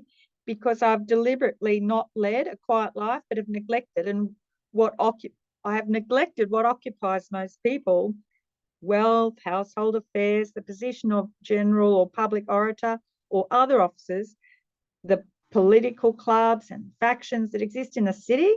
I thought myself too honest to survive if I occupied myself with those things. So, you know, like, wow, you know, you're accusing me, you're charging me, and you know, I've actually tried really hard to keep out of trouble.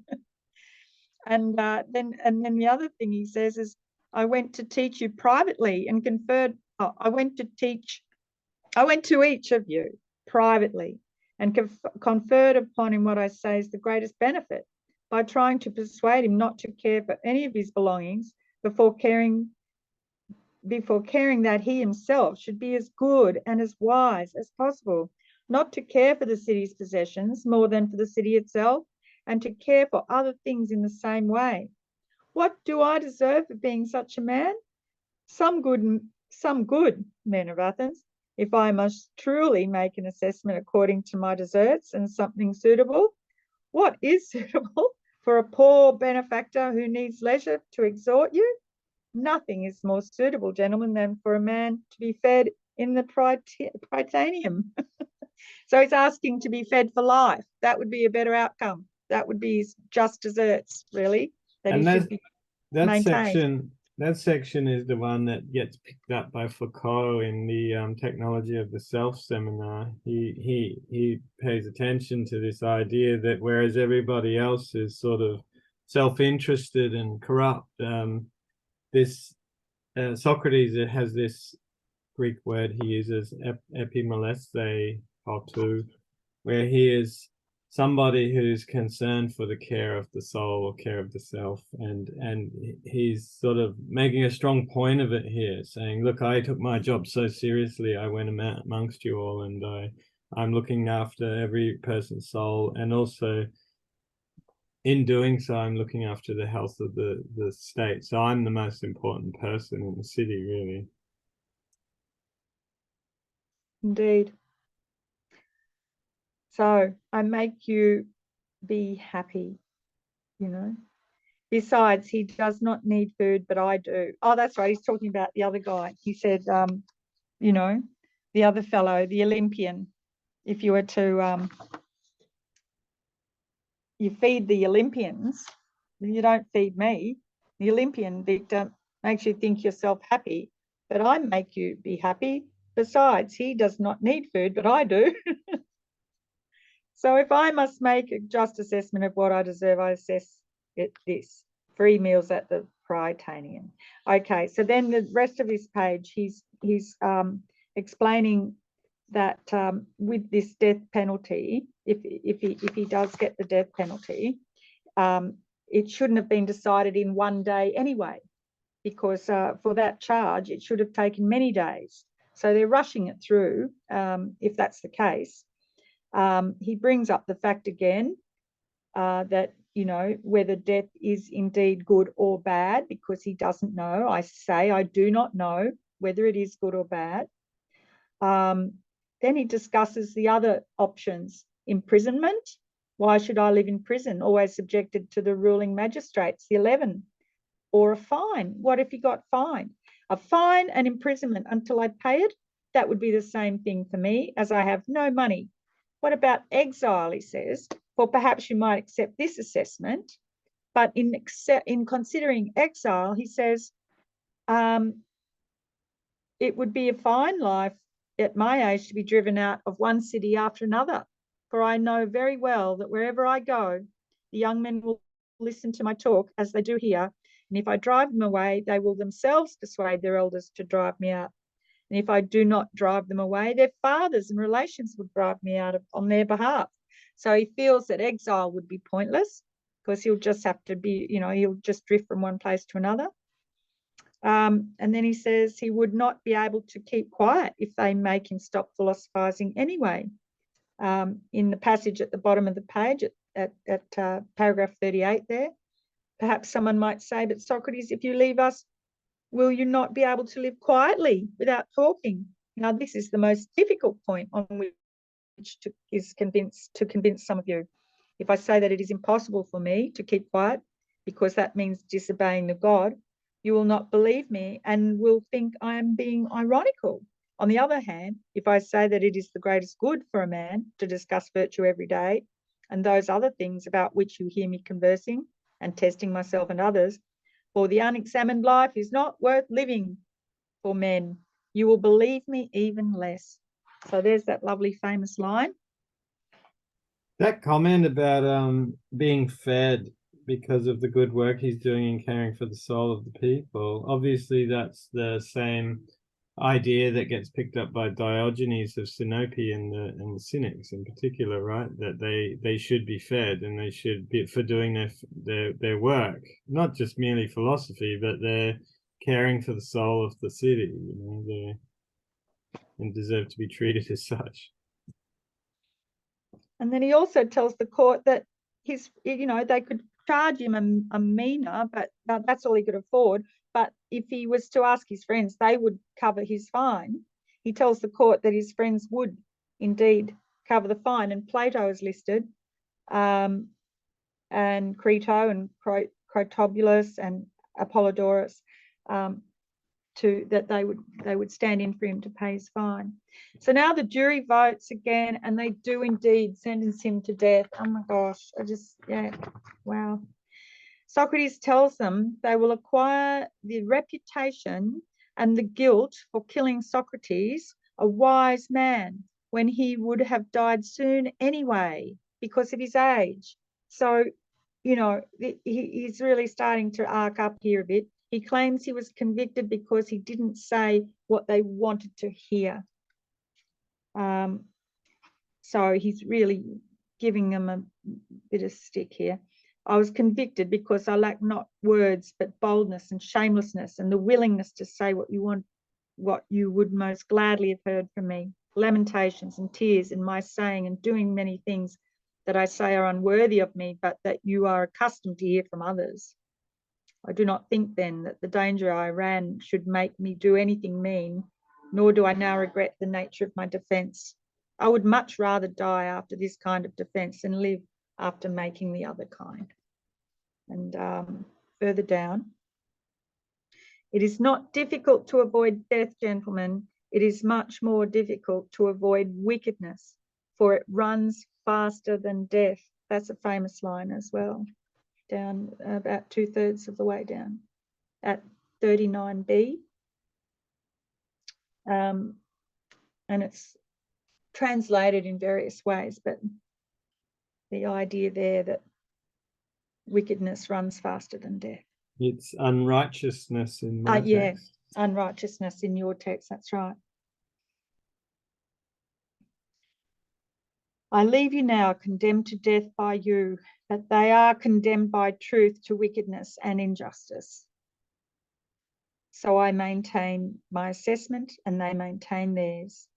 This perhaps had to happen, and I think it is as it should be. So here in this last section now, he goes on to prophesy to them. He prophesies to them as he's about to die. He feels justified because when people are about to die, he says that's when people most likely will prophesy. And he says that the vengeance will come upon you immediately after my death, a vengeance much harder to bear than that which you took in killing me. You did this in the belief that you would avoid giving an account of your life, but I maintain that quite the opposite will happen to you. There will be more people to test you whom I now hold back, but you did not notice it. They will be more difficult to deal with as they will be younger and you will resent them more. You are wrong if you believe that by killing people, you will prevent anyone from reproaching you for not living in the right way. And so he goes on. I'm wondering if this is one of the great consolations of dying, is that you get to curse everyone around you. I look forward to that. Fuck you all. Some bad shit's going to happen to you next.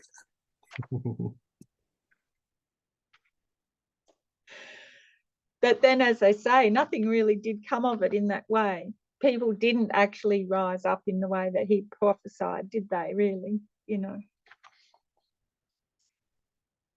But anyway, after this, he calls his friends to him, and the people that voted to acquit him, he calls them to him after the verdict.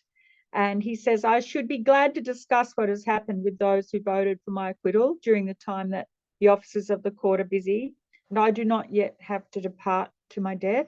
So, gentlemen, stay with me a while, for nothing prevents us from talking to each other while it is allowed. To you, as being my friends, I want to show you the meaning of what has occurred. And he goes on to explain to them his inner daemon did not oppose him at any time, right from the very beginning of the whole process.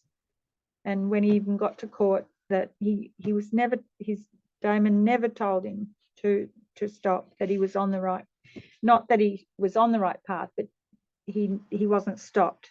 He didn't get told to stop. I was faced with what one might think and what is generally thought to be the worst of evils. My design sign has not opposed me either when I left home at dawn or when I came into court or at any time that I was about to say something during my speech. What has happened to me may well be a good thing, and those of us who believe death to be an evil are certainly mistaken. I have convincing proof of this, for it is impossible that my familiar sign did not oppose me if I was not about to do what was right. Wow. In my version, it tells you it says that the daemon tells you his name. It says his name's Jerry. Nah, Yeah, right, Courtney, whatever. But yeah, it's interesting, isn't it? So to think that the daimon only ever told him not to do something, it didn't, so that, yeah, when it didn't actually try to intervene, then he knew that he was proceeding correctly. It was really interesting. It was like, don't eat the chocolate cake. I That's prefer right. vanilla. And so he goes on to say, well, either death is annihilation, this nothingness, or it's a migration of the soul to somewhere else, and hopefully a better place. Yeah, so the big long sleep, the dreamless sleep, or or he goes to see all the people and he names heaps of them, big long list of names that he names. I'm willing to die many times if that is true. It would be a wonderful way for me to spend my time whenever I met Palamedes and Ajax, the son of Telamon, etc., who died through unjust conviction. So on to the last page. He says, to compare my experiences with theirs, I think it would be pleasant. Most important, I could spend my time testing and examining people there, as I do here, as to who among them is wise and who thinks he is, but is not. That's right. So he's just going to continue doing what he does in the next world. Because what else would he want to do? And he makes a joke. It would be an extraordinary happiness to talk with them, to keep company with them and examine them. In any case, they would certainly not put one to death for doing so.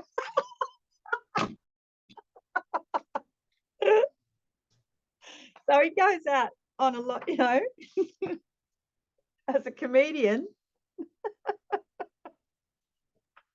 So the gods were tranquil and indifferent until Socrates arrived on the scene. Oh dear. And yes, in that very, very last paragraph of all, unless anyone's got anything to say before that last paragraph. Anyway, it says basically that a good man cannot be harmed in life or death. So you too must be of good hope as regards death, gentlemen of the jury, and keep this one truth in mind, that a good man cannot be harmed either in life or death, or in death, and that his affairs are not neglected by the gods. What has happened to me now has not happened of itself, but it is clear to me that it was better for me to die now and to escape from trouble. That is why my divine sign did not oppose me at any point. So I'm certainly not angry with those who convicted me or with my accusers. Yeah, wow.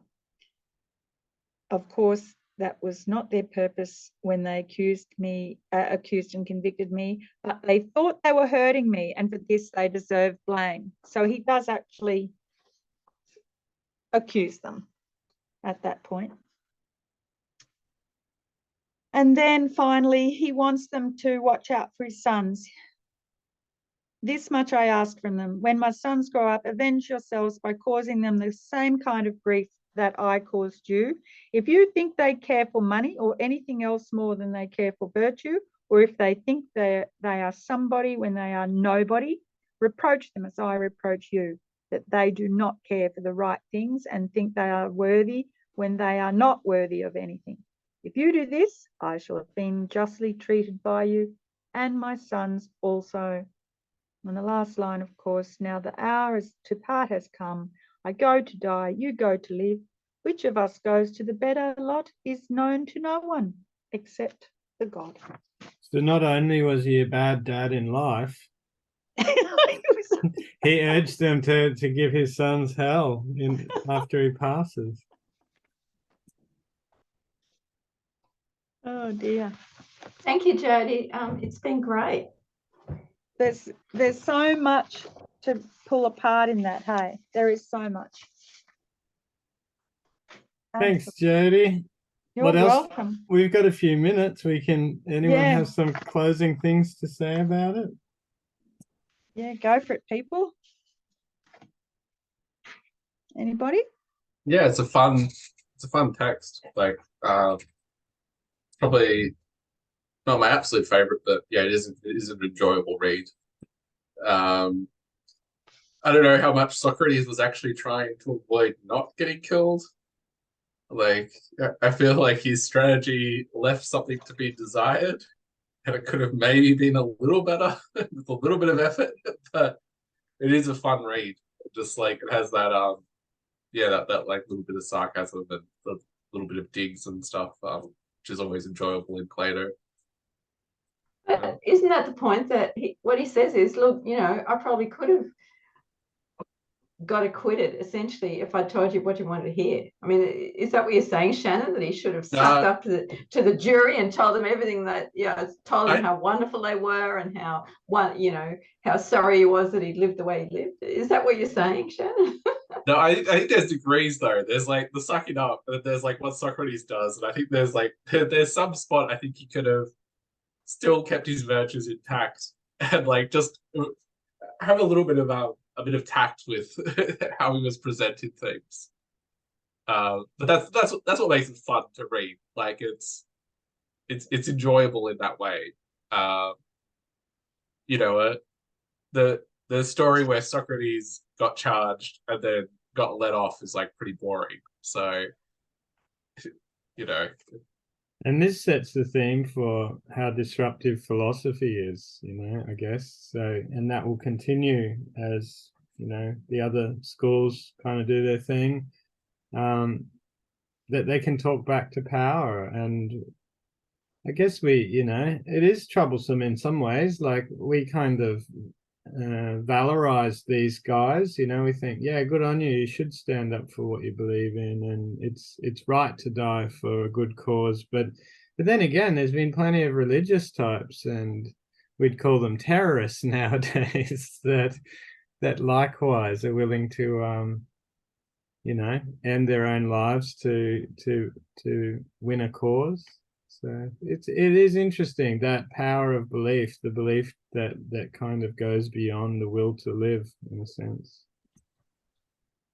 Do you think it set a precedent for the Jesus story? I feel there's a lot of parallels. It's a pretty obvious, isn't it? It's much earlier though. Well, yeah, but I think in all probability, I mean, Kyle, that it took probably 200 years for the Christian gospel story to get sorted out. I imagine that there was a fairly conscious appeal to the example of Socrates in the record. Yeah, well, the gospels are fairly well crafted, I think. You might say that they're a lesser form of art, but there's a lot of illusions. That's the thing about those texts, and I think some of them are derived from the stories of the story of Socrates and so forth. Yeah, I Well, reckon I mean, it's even if obvious. they're not directly derived, I'd say there was a certain appeal to the Platonist public because, yeah, I mean, obviously, Yeah, because it was part of education. Yeah, well, there was at that time. purchase in appealing to the educated pagans. They were the most valuable converts, obviously. So if you could kind of get some resonances going there, then that wouldn't go astray. Yeah.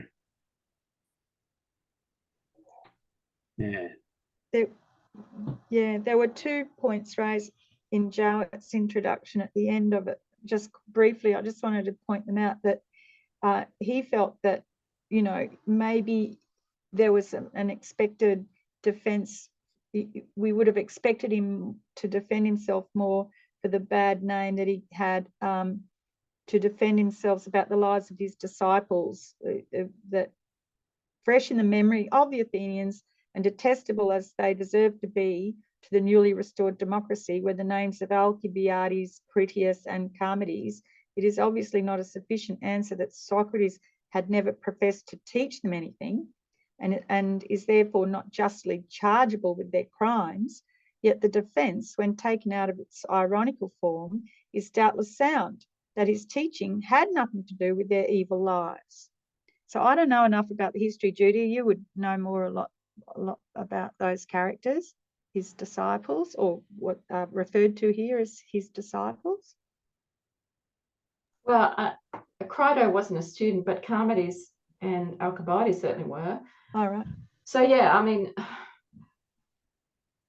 the whole question around, and this was something, again, was probably in the background of his trial, is that was Socrates even capable of teaching anyone to be virtuous? I mean, that's kind of the difficult question in the background, particularly because his most prominent student was Alcibiades, who was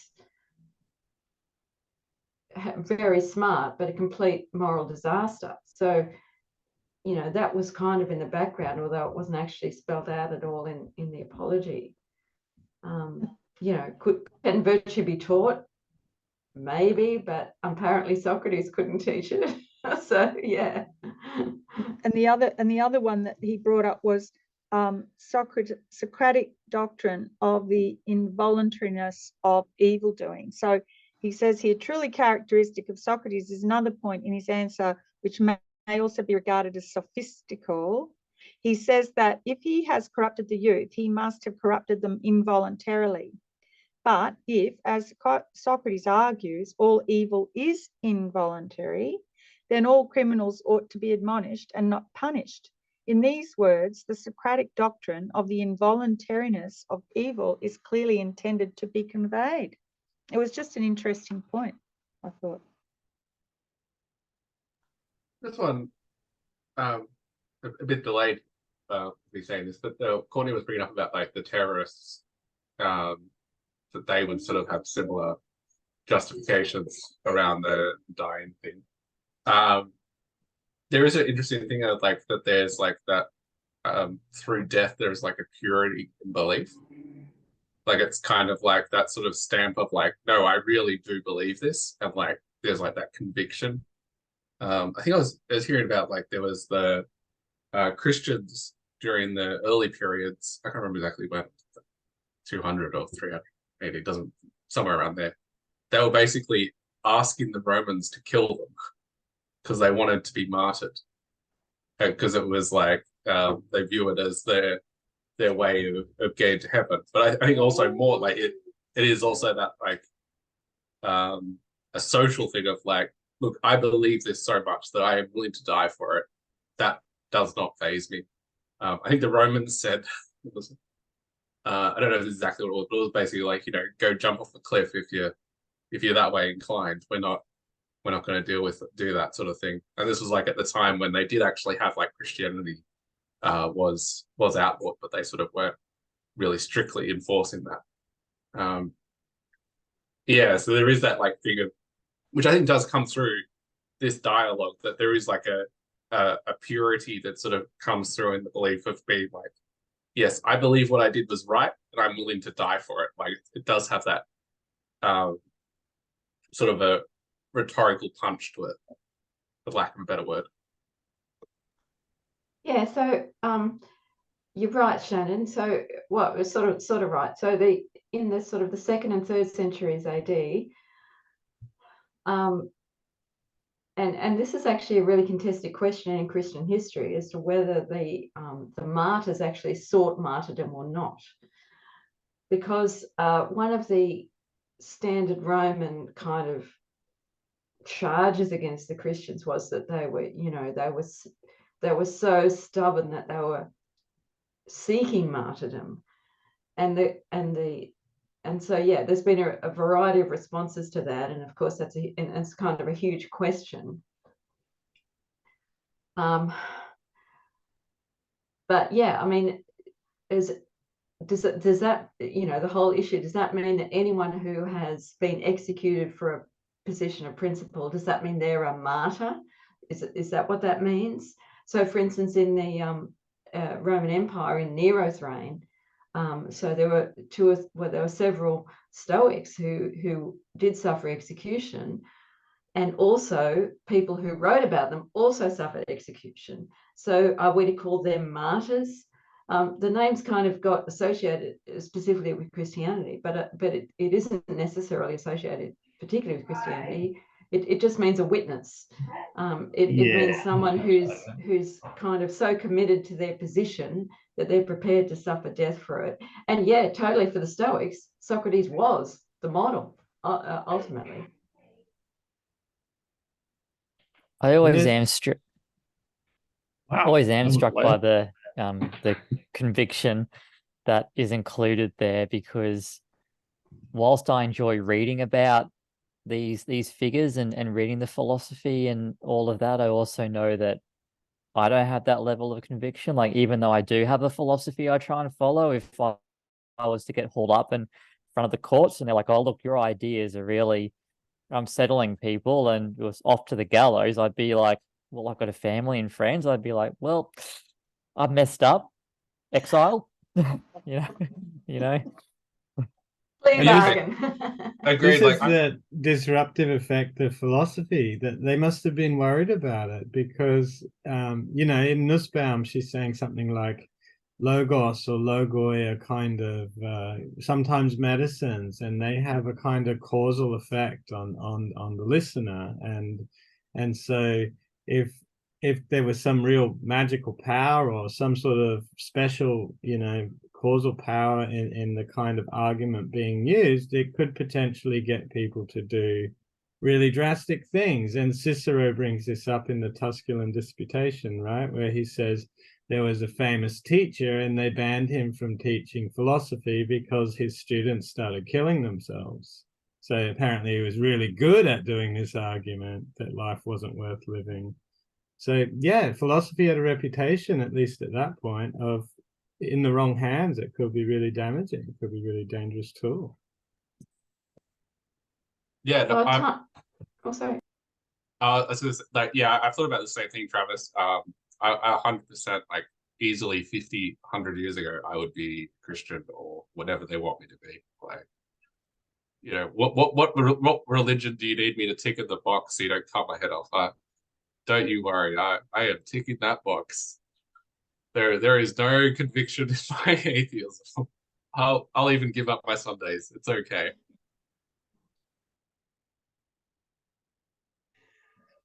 Oh dear. All right. Well, Courtney, is it time? Did you want to shut it down, or is there any other points people want to make? I think Judith had something to add. Oh, good. No, I was just going to say time's marching on. It might be time to wrap up. But thanks, Jodie, for a great session tonight, and thanks everyone. Thank you, everybody. That was Good night, everyone. Thanks very much. Thank What are you. we doing next time? What are we doing next time? By the way, did you want to? I don't know. What are we doing, No, Judith? okay. We're doing like wasn't there Descartes that we sort of pushed back? Right? Unless we've still got Plato, I'm not sure. We'll discuss it. We'll discuss All it. right. Okay. See you I'm all. happy either way. Bye.